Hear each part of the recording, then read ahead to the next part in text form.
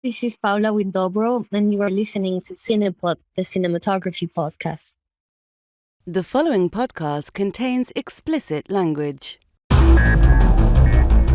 You're listening to the Cinematography podcast presented by Hot Rod Cameras, a program about the art, craft, and philosophy of the moving image and the people who make it happen. Coming to you from the world headquarters of Hot Rod Cameras in Hollywood, California, are your hosts, Ben Rock and Ilya Friedman. Hey, Ilya. Hey, Ben. It's a long time no see. Yes, I know. It's as if we just did another host wrap back to back with this one. So weird. It's a slightly disconcerting because usually there's a week between, but since we took this time off, we're doubling up right now so we can quickly get some episodes out to our demanding fan base. Who are screaming like the peasants, like at Frankenstein's castle with pitchforks, torches. Torches. Fire. Anyway, so on the show today, we have Paula Huidobro, returning champion. We had her on for, I think, one of the best episodes of Barry, which is also one of the best TV shows on any network. We had her on a couple of years ago, and I remember because there wasn't a pandemic yet, and we actually sat down in your office in the conference room and had a chat with her. I was very excited because that episode of Barry had dropped maybe 2 weeks earlier, and then there we were talking to her. And since then, she might have done a thing or two. Like, if, for instance, she shot the movie that won Best Picture last year, CODA. Just a little thing like that. Just a little tiny thing. And also, she shot Pam and Tommy, one of my favorite shows of the last year. She shot Physical. She just has an amazing resume. Her career is on fire. No joke. She's done really well. And let me tell you, made some really good choices. Good choices about what to shoot. So really exciting to get her back. It was interesting because like CODA is a movie that has interesting visual limitations. One of them being you're not really going for close-ups when you have to see someone's hands, right? Like it's sign language is an important part of it. You're not going to like dolly behind a big pole and have a cool foreground element when you got to see somebody's hands the whole time. And so that created an interesting challenge for her in terms of giving the movie like a great look as she did, but also keeping in mind that audio couldn't carry certain parts of it, that you had to see stuff. And it was interesting too because that movie, it's a character piece more than anything, and it's kind of letting the characters inhabit a space and making a wonderful world for them. And then compare that to Pam and Tommy, which is just an aggressive visual show. So kinetic, so moving. And so much of her work is like that too, same with Physical. So it was great to talk to her about that. Yeah, that's exciting. I haven't heard this interview, and I can't wait to give it a listen. Well, and I will say this, right after we finished the interview, she told me that she had COVID while we did the interview. What? So, oh, no. I know. I felt really bad for her in that regard, but, it sounds like she's doing fine. And here is our interview with Paula Huidobro. The Cinematography podcast interview. All right, so we are here with returning champion, Paula Huidobro. Thank you so much for coming back on the show, Paula. Thank you for having me. Yeah, it's great to have you back. So to refresh people who aren't looking at a catalog of every one of our interviews, we had Paula on a few years ago when she was one of the cinematographers on Barry, an amazing show that we talk about all the time. And she had shot an episode called Ronnie Lily that was just an amazing piece of film. And since then, oh my God, you have gone on to do so many amazing things, not the least of which was you shot a little movie called CODA. Can you talk about CODA? Yeah, I mean, it was really incredible. I've been working with Sean, the director of CODA, since we were AFI many years ago. And I shot her director's women's workshop short film at AFI, and it went to win a prize in Cannes. And then we did a Tallulah, which also won some prizes in Sundance. And then we did another TV show called Little America. And then, we've just continued to collaborate. And it was a great experience. So when I was watching CODA, and thinking about the cinematography of it, we're all used to, like, if you're on set working on a movie with dialogue, and listening for it. But there's a lot of this movie that obviously has people who are speaking in sign language. And so as a cinematographer, were there any challenges that came along with like not being able to pace out your scene that way? Like you weren't able to hear it. Did you have to have some rudimentary understanding of sign language or? Yeah, I mean, it was definitely a process. Like when we would block the scene, Sean, like there were interpreters for each of the actors, and then she would sort of run the scene, and then the actors would block it as well. But you cannot frame like an extreme close up with a deaf actor because the language is their hands. Yeah. Yeah, I was thinking about all the things that you might have had to kind of adjust, because even like if you were having, let's say, a dolly shot that went behind somebody during a dialogue scene, that would be kind of a normal thing to do.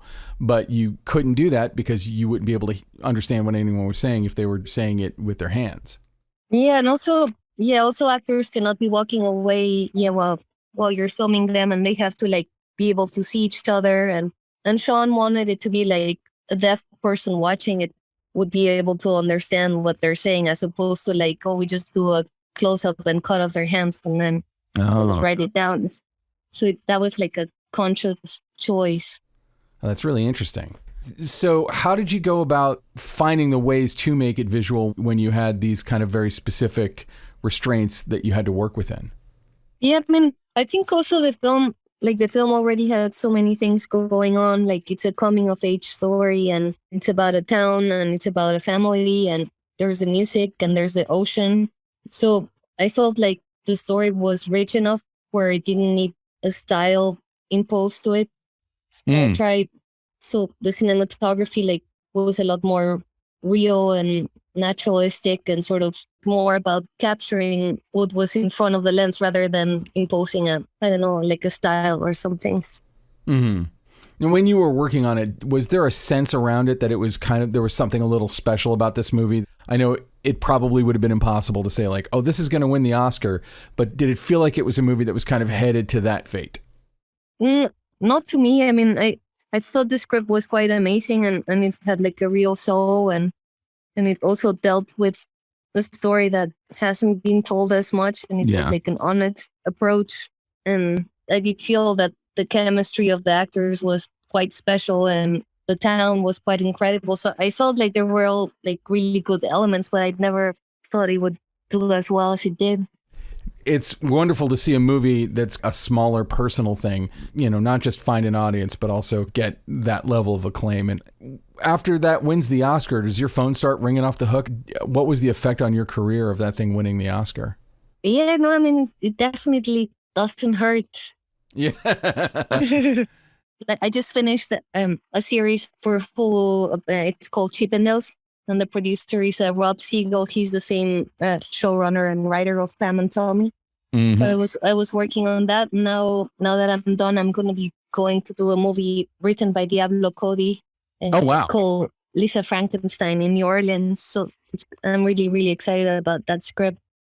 So in the interim, I mean, like since we talked to you, you worked on Little America and you shot some episodes of Fargo, but you shot the entirety, if I'm not mistaken, of both Physical and Pam and Tommy. And sometimes when we talk to DPs who work on series, they alternate episodes, or, one DP kind of sets the look and then other DPs take over and kind of follow it through. But I'm seeing more of a pattern now of an auteur behind the lens kind of approach where we have one cinematographer on an entire series. Can you tell me like the good and the bad of doing that? Because TV traditionally doesn't have as much prep time, or in this era of peak TV, it can be made however anyone wants to make it. So what were like the challenges and the benefits of doing it the way you did it? I mean, the benefit for the show is that it looks the same. Like there's no variations on the look between episodes, but the problem is you don't get to prep with the director, so it can be quite exhausting. Like you just maybe get to see a location, or like you get to have a lunch meeting with the director, but you've never actually spent any time with them talking about the script or their ideas. So it can be quite tiring, and I feel like it's better when you have an alternate DP. Oh, so if you had a choice, is that how you would prefer to work, or do you prefer to work this way? Yeah, I think I would prefer to do alternate DP just because you can prep your episode and gather your thoughts instead of just like seeing the location on the day the first time. Well, to make a point of contrast, CODA, as you said, the cinematography doesn't really impose on the story that much. Like, it's not in your face drawing any attention to itself. It's letting sort of the performances play out. On the flip side, both Physical and Pam and Tommy are outrageously visual. And Pam and Tommy, I think, has almost an aggressive approach to the camera work. Can you talk a little bit about coming up with the look and the feel of Pam and Tommy? Because it's so... I loved that series. By the way, slight admission, the first movie I ever worked on in my life, Pamela Anderson was one of the leads. So I think it's the first time I've ever seen a movie about someone I'd actually worked with. And that was bonkers because the actor, the makeup, and your lighting and cinematography all like came together and just completely nailed it. Yeah, I mean, it was super fun working on both Pam and Tommy and Physical. Craig Gillespie was the pilot director of both of them. Mm-hmm. And he's like an incredibly visual and like really strong and super smart director. And we were on Steadicam on both of those shows like 99% of the time. Mm. And then he likes for it to be like give complete freedom to the actors and sort of light the whole space. And then you start all the way wide and then you push in all the way to a close up and then you like turn around and it becomes the other actors close up. And so it's sort of like freedom for them and a lot of energy and John Cassavetes style, but a little bit more aggressive. So let me ask you, because Pamela, the woman playing Pamela especially, is wearing not extensive prosthetics. I actually know the makeup artist who did it, Jason Collins. I know his company, Autonomous Effects. And they did like a remarkable subtle makeup effect on her. And it's, you know, it's like easy to make somebody look like a monster. It's really hard to make somebody just look like not just an attractive person, but, you know, like one of the most glamorous people of their time and not kind of cross the uncanny valley of makeup, if you know what I mean. But did that create any challenges for you when it came to like how to light it, especially if you're talking about like wanting to light a scene in sort of a 360 degree way where we can put the camera anywhere? Were you like really specific with lighting marks, or how did you make sure that she looked as good as she could look, or that all the actors looked as good as they could look, but also, you know, that we weren't seeing seams in the makeup if there were any to be seen? Well, I mean, I thought the makeup was quite amazing. Like it was rare that you could see something on the nose or just like on the forehead, like every once in a while. But for the most part, like it wasn't really a consideration as much as you would think. Oh, really? Props to Jason Collins. Yeah, he was amazing. And then, we had that animatronics penis as well, which was quite fun. Yeah, I heard the animatronic penis moment was pretty shocking and amazing. And voiced, I believe, by Jason Mantzoukas, the comedian. That was the thing about that show, though, is that it could go into some kind of expressionistic places. Like, it definitely went into some very non-realistic directions, but also it felt kind of grounded in a time and a place. Were there specific references or anything that you looked at to kind of nail the look of that time? It's weird to think that the 90s are a period now, but they really are. Yeah, I mean, I saw some of the Barbed Wire and like also Monthly Crew videos, and I think it's quite inspiring when you're diving into a real story and there's like all these like photographs and research that you can access. And then the fact that they were like such public figures, like I guess one of the concerns of the showrunner and the directors was to not like exploit Pamela again, to like sort of be more with her and respectful of her story. But they were also like really crazy, fun characters like Elizabeth Taylor and Richard Burton or something, where it was magical to watch them. That's interesting. That's a funny way to think about it. I guess that's really true, though. Yeah, and I guess I do wonder about like what care was taken to make sure that, you know, because the story is essentially one guy getting revenge on another guy by doing something that ended up hurting that guy's wife, that ended up hurting Pamela Anderson more than anyone else. Like the true story has a massive effect on her. And it's about Tommy Lee being a complete jerk to this guy who's, you know, working in his house. And this is the revenge. And it ends up devastating her. So what pains did you go through to make sure, like you were saying, that it didn't feel exploitative of her again?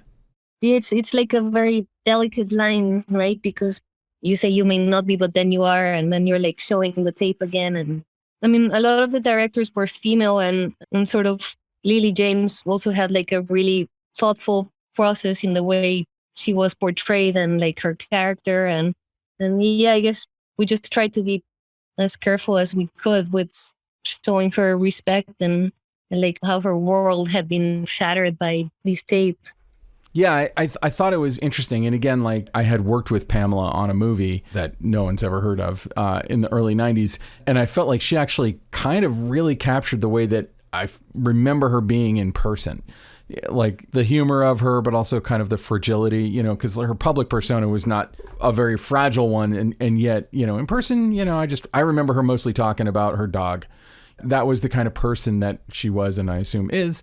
And it was interesting to take the story, not interesting, I think it was probably necessary to kind of tell it from her point of view. Yeah, and I mean, even though my favorite character was definitely Seth Rogen. He's funny.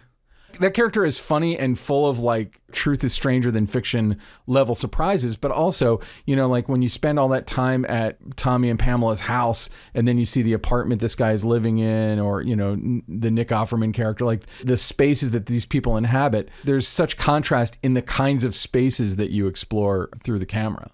Yeah, and also Seth Rogen's character, like he's mostly alone and he has like all this weight to his soul. Like, I don't know, like he's like sad, and I guess he's like more grounded and more reflexive. Whereas Pamela and Tommy are like all out there and like having sex and having fun and like being loud. And so, yes. Yeah, it was just like really different energies between the two of them.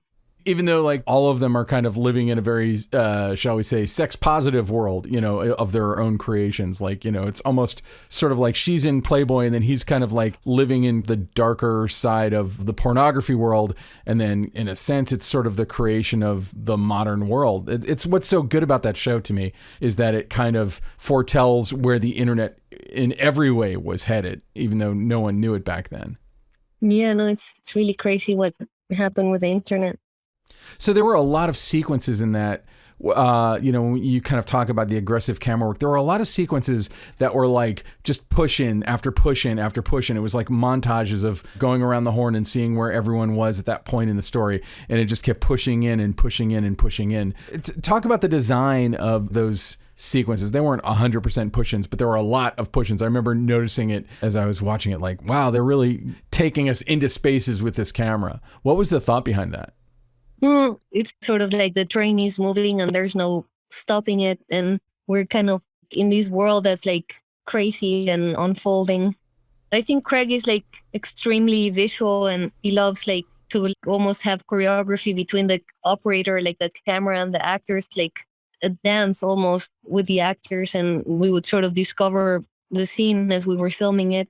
And like we would try to see the whole thing with one take almost, and then we would just pick up like whatever else was missing.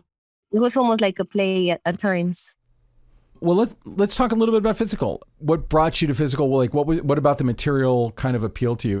Yeah, I mean, I really, really love the script of physical. Like, I could connect with the character more, and I loved how she would say one thing, but then in her mind, she was thinking all these other really dark thoughts. And I loved how the camera helped you feel like you were getting inside her head, or you were like the way she was watching the world around her.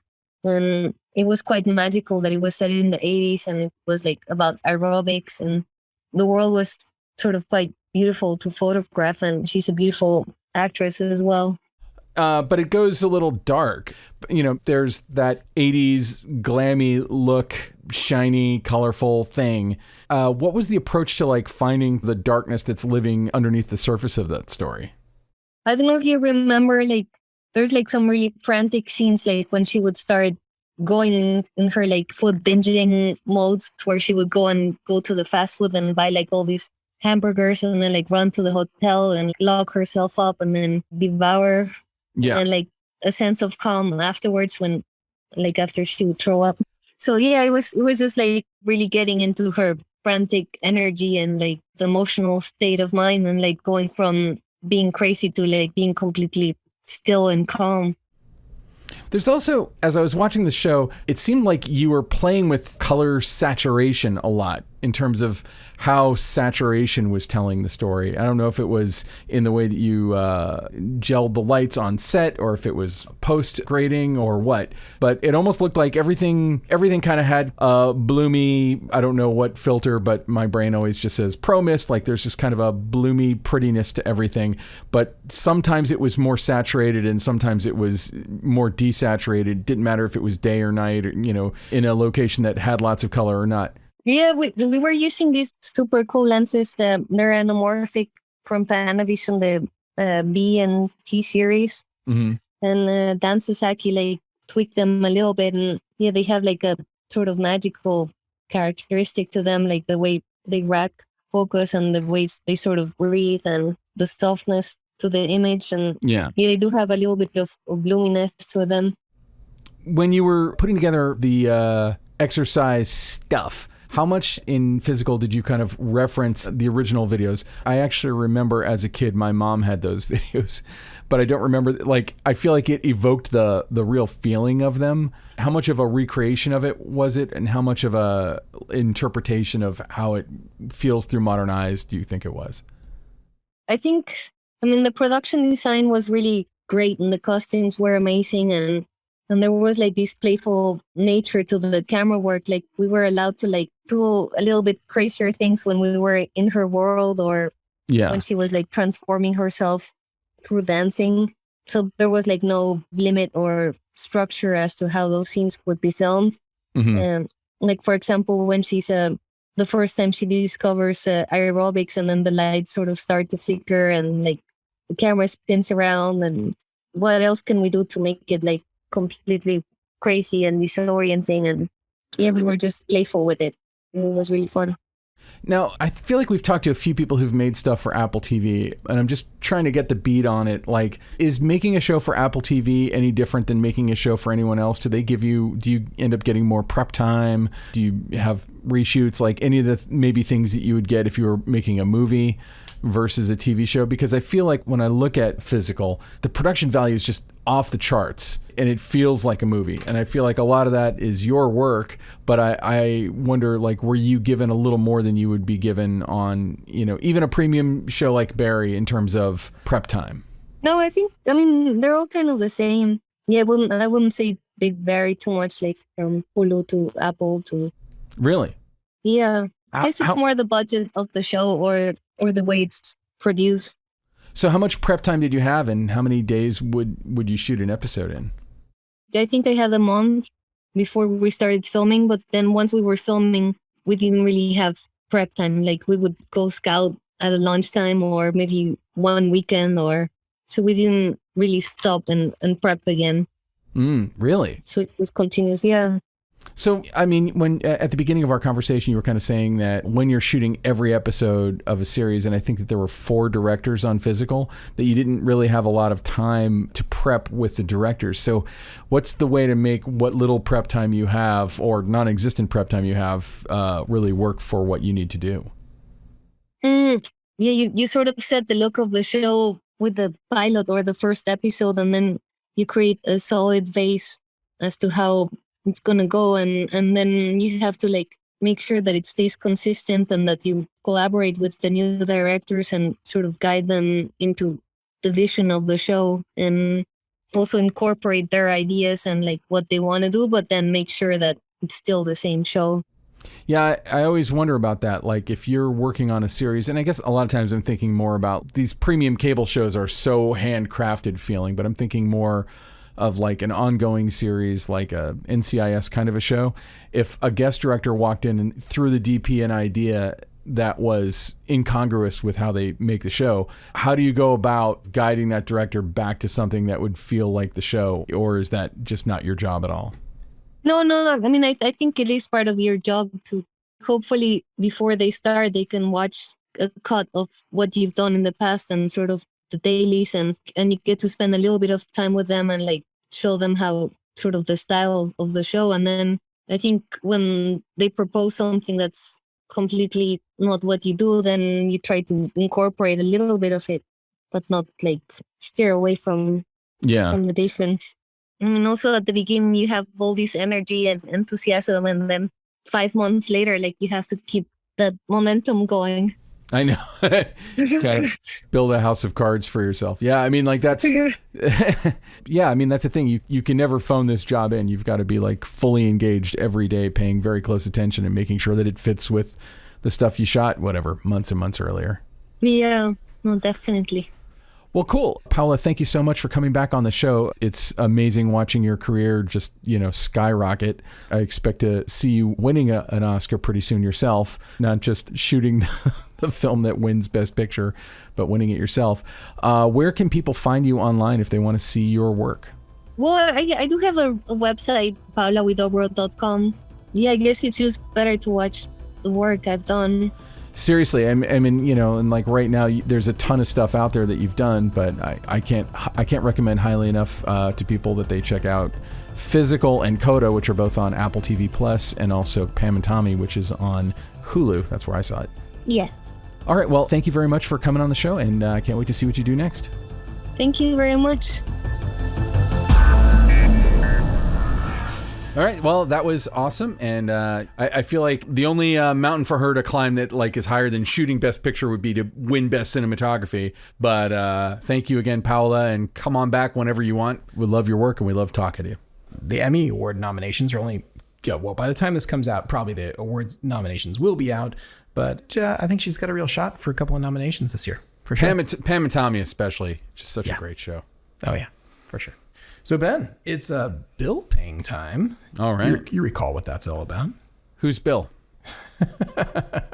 Yes, I yammer on for a couple of minutes about one of our fine sponsors. Today's fine sponsor is DZO Film, makers of high-quality, entry-level cinema lenses, primes and zooms. I want to go back and actually talk about what the most popular products are coming out of DZO Film, at least according to the Hot Rod Cameras records of sales. And turns out this line of lenses that they make called the Picture Zooms are really, really popular. They've got 3 of them now. They've got a super wide angle, 14 to 30, 20 to 55, and 50 to 125. And by far, most popular lenses that currently is being sold by Hot Rod Cameras. And I gotta say that there's good reason. They're an incredible value. It covers an incredible zoom range. They all are super 35 capable, and they're relatively fast at either T29s. So if you are in the market for entry-level cinema zooms, including in PL mount and EF mount and that sort of thing, you definitely take a look at the DZO Picture Zooms. They're really, really impressive, especially when you factor in price to the equation. It's a really nice little kit of lenses, and they can carry around a pair of them inside of a Pelican-style case and really cover a pretty massive zoom range, between 20 and 125 between the 2 lenses, and not set you back too many dollars when compared to traditional Super 35 professional cinema zoom lenses. Excellent. Check that out. And now, short ends. So Ben, I'm going to throw it to you. What's your obsession this week? What's your short end? What do you got going on? Well, sometimes I'll come across a YouTube video or something like that just is like so full of great information. I want to share it with as many people as humanly possible. And I know that I have talked about Corridor Crew on here before a couple of times. They've got an amazing YouTube channel. They have an app. They've got a whole ecosystem of stuff that they're doing. And they're VFX guys. And they had a new video that dropped last week on July 10th, if you're looking. And it's Nico interviewing one of their younger guys, a guy named Peter France, about the making of a film he did called Scooty.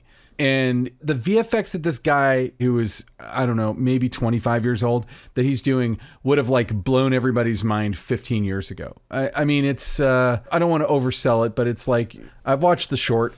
The short's like kind of a cool, funny short.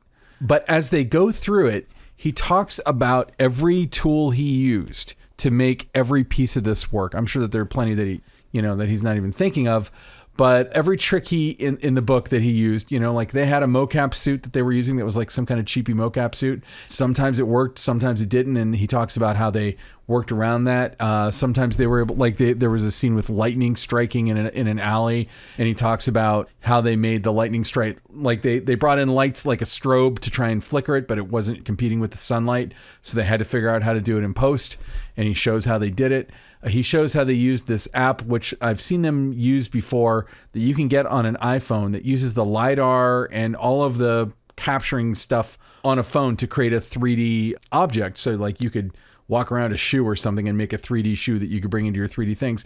But he would scan sets so that he could put this robot into the set. So he could make a virtual, and he even shows like there was one scene where like it's the robot in front of a wall and it's a real wall, but it isn't, because they shot it in a real location. And then months later, he went back and scanned it using this and then made a 3D version of that. So he could put his 3D robot in front of the 3D wall in 3D space, so that all the highlights and shadows and occlusion and speculars and all that stuff were all correct for 3D, because, you know, there are inherent challenges putting a CGI character into a real world or vice versa. And basically, for anyone who's looking to do something that's sci-fi or a monster or something like that, like it was just a really fascinating thing. In the shorts, there are links to the short on there, and the short's cool. And he's interviewed by Nico, who I think is one of the owners of Corridor Digital. And just a really fascinating video that I think most people who would wonder how to add VFX to what they're doing on any level could learn a thing or two from. Yeah, we've certainly mentioned them before, and I think this sounds like a great one. I haven't seen this one yet, and I will totally go and check it out. Do you know which episode it is? Well, it dropped on July 10th. Okay, cool. All right, that sounds awesome. I can't wait to check it out. Absolutely. So, Ilya, what is your pet obsession of the week? Well, it's a lot of people's obsession. Okay, here's the thing. As I was typing something, Google misinterpreted what I was writing, and instead what Google gave me a search result for was cinematographer salary. And I think it's really interesting because I was actually typing cinematography and not salary, but regardless, Google auto-completed and then gave me these various websites which lists the pay range for a cinematographer. And I think it's pretty interesting what Google thinks the pay range is for a cinematographer out there. And they, at the very top in this little widget, they give you several sort of options. The first one is a website called Payscale, payscale.com. And I think may have transposed their range here a little bit. But on the low end, it says $39,000. And on the high end, it says $93,000. So literally they just flipped the numbers and said, whoop, there it is, pay scale for a cinematographer on payscale.com. Salary.com, very, very pessimistic of what a cinematographer can make. The pay scale that these range that they list there is $35,000 on the low end to $51,000. Sorry, that's what that salary.com lists it, because, you know, clearly salary.com, finger on the pulse of cinematographers out there. Glassdoor, a little more optimistic, $43,000 to $110,000 per year. And then ZipRecruiter, who absolutely has it the most accurate, says starting salary for a cinematographer is $26,000 a year, and then also $110,000 on the high end. And we all know that really the range is about $12 to about $1 million. And that's really the range out there. It's not $26,000 or $43,000 or $110,000. It totally depends on what it is that you shoot, what type of clients that you have, who you work for, if you're a one-man band, if you're truly a cinematographer who is in fact running a crew, if you're working in narrative, if you're working in commercial. This is a very, very, very wide range. And these sort of websites out there which are, trying to offer some sort of ballpark for that, I think the people who are trying to get into this are way, way, way off the mark. But if you want to get a good idea, you could just look at what the union wages are, and then you could sort of multiply that out on a certain number of jobs and figure out then really what people's pay scales are, because a lot of jobs out there do follow the union pay scale. But it varies quite a bit and depends on if you're working in low budget, depends on if you're working in television. There's all these different tiers, and then each job classification has its own pay, but it could be as low as the high teens per hour to, over $50, $60 per hour, depending on what the position is. So it's a pretty big range, and that's typically actually not cinematographers. That's actually all the rest of the camera crew. Cinematographers tend to negotiate their own their own rate, or their agents negotiate their rate. And there's all kinds of other things that can be attached to that. And you might be on a job for months or years, depending on what the situation is. And you generally don't get those types of jobs though when you're fresh off the boat. It takes a long time, takes a lot of work, and you have to build your way up to commanding that sort of salary. So there really are these people who are making like $12 a year because they shoot a ton of stuff for free. And you really do have these people on the far, far high end of the spectrum who are making 7 figures. So it's like, really, it's a huge range depending on. But I mean, like the 7-figure guys and girls are not being hired off of ZipRecruiter. You know, like, they are, most certainly are not. Those people are not getting their jobs. No offense to ZipRecruiter or even anyone who finds work on ZipRecruiter. I'm just saying. Anyway, so I noticed that one of these sites here said like, average salary $63,000 a year. And then another one says average salary $50,000 a year. I think that maybe what really would be more helpful if there was a median salary. There's probably a median salary out there that is quite distorted by the low end and the high end. But I think that depending on what market you are in, depending on what you're doing, you could have a perfectly livable wage or a completely non-livable wage or an incredible wage, but everything depends. It all matters, and that these sort of websites out there which are trying to advise people on their career goals might mean well, but really are giving no information whatsoever that it would be helpful to most people out there. Well, I'm sure that like literally every industry is like so crazy specialized within itself that like they would all have a similar criticism.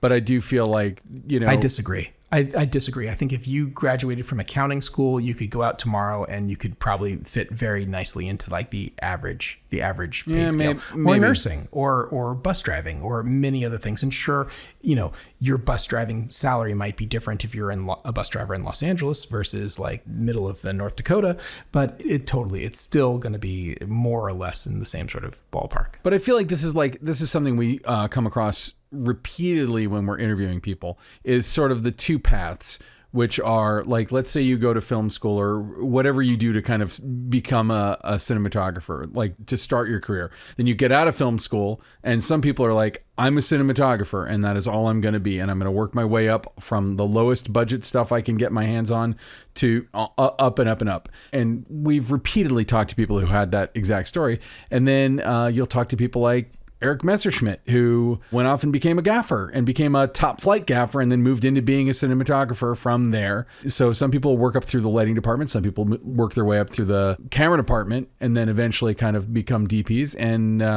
there's so many different variants on that one as well. And there just isn't one way to do it. So to me, it's like kind of trying to figure out what the pay scale is. Like, it's the entertainment industry. So you are right when you say like, yeah, if you graduated with a passing grade in accounting school, you can probably go work for a firm somewhere and make some kind of money, or if you're a lawyer or whatever, MBA, but in the film business, it's a little more network intensive, and who you know and how you got to know them. And also, what do you have on your reel? What can you impress people with? But also, anyone who gets into this business for the money is greedy. No. Well, no. Look, I'm not saying that you shouldn't get paid, and you shouldn't get paid well. Like when you work the kind of hours that we all work when we're on a set, you should be compensated for that if your time 100%. has any value to it. But it's also a weird industry to go into specifically for the money. And the flip side of that, of course, is, like if you're out in LA and you're making a living and you're a working cinematographer, you should be able to make, a pretty good wage. You should be able to. I don't want to speculate about what people make, but you should be able to make a pretty solid living wage. And, we've been to the homes of a few of the people who we've interviewed here, and they seem to be doing okay. Just saying. They do. They seem to do just fine. If you, it's good work if you can get it. And likewise, though, you can be incredibly talented, but can't sell yourself worth a damn or not be fun to be around, because believe it or not, charisma still plays some part in whether or not you get hired. And I will tell you that there's a really talented people who don't work at all. So it's really, really all over the place. The biggest grumpy pants DP I ever worked with, who I will not name by name, that dude works constantly, and he was great. But what a grumpy person he was. He was very grumpy. Anyway, I will say nothing else. Okay. I'll have to ask you who that is later. I will. I will happily tell you. I will say, haven't had them on the show. So that narrows it down a bit. Haven't had them on the show. And also wasn't George Foyt, who I keep offering to bring on the show. And George is like, when I have a thing I want to promote. So I don't want anyone to think that George is not a grumpy person. I really appreciate you going and sticking your neck out there to make it very clear that wasn't George. George is awesome. Anyway, I think that wraps us up. Who do we need to thank? Hey, let's thank Kays. Kays, composer, creative director, man about town. Kays Alatrachi. Go to musicbykays.com. Hire him to compose music for you. You won't be going wrong. I'm serious, man. Kays is an amazing composer. Let's also thank Ben Katz, who is on super extra catch-up duty because we're throwing 2 episodes at him at once. Thank you, Ben, for all that you do and for making us sound like not idiots. Thank you. It's not easy to make at least me not sound like an idiot. So let's just say it's true for both of us. If Ben decided to make me sound like an idiot, I make it very easy for him. All right, and let's thank Alana Cody. Alana, who is making sure that, oh my gosh, so many episodes are coming out. And if you missed our Close Focus this past week, just know that Close Focus should be returning in the near future, just not this week and not last week. All right. Well, that wraps us up. All right. Thanks for listening. This has been the Cinematography Podcast, presented by Hot Rod Cameras. Find your next camera, lens, or accessory on the web at hotrodcameras.com. Don't forget to subscribe to our show on iTunes and connect with us on Facebook and Twitter. Thanks for listening.